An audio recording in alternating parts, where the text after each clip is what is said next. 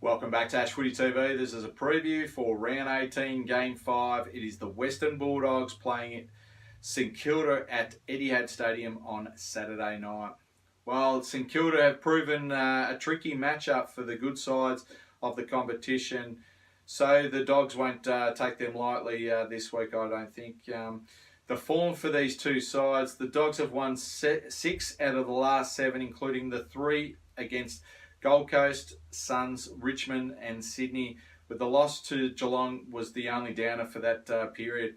Last week they saw themselves top 100 points for the only second time since round 8 this season.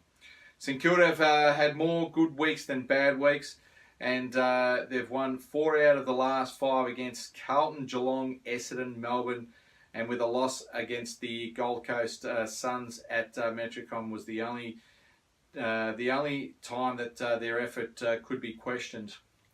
Well, the final thoughts for these two sides.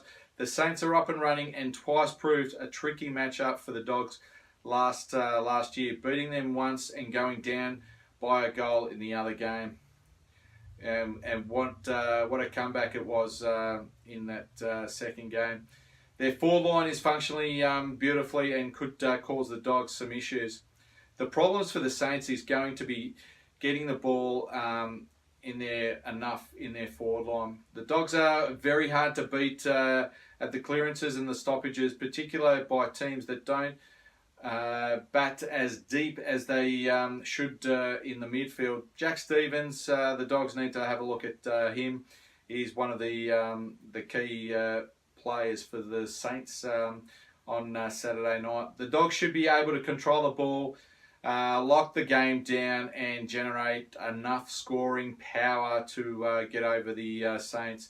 So my prediction for this game, I'm going to go for the Western Bulldogs to get over the line against the Saints at Etihad Stadium on Saturday night.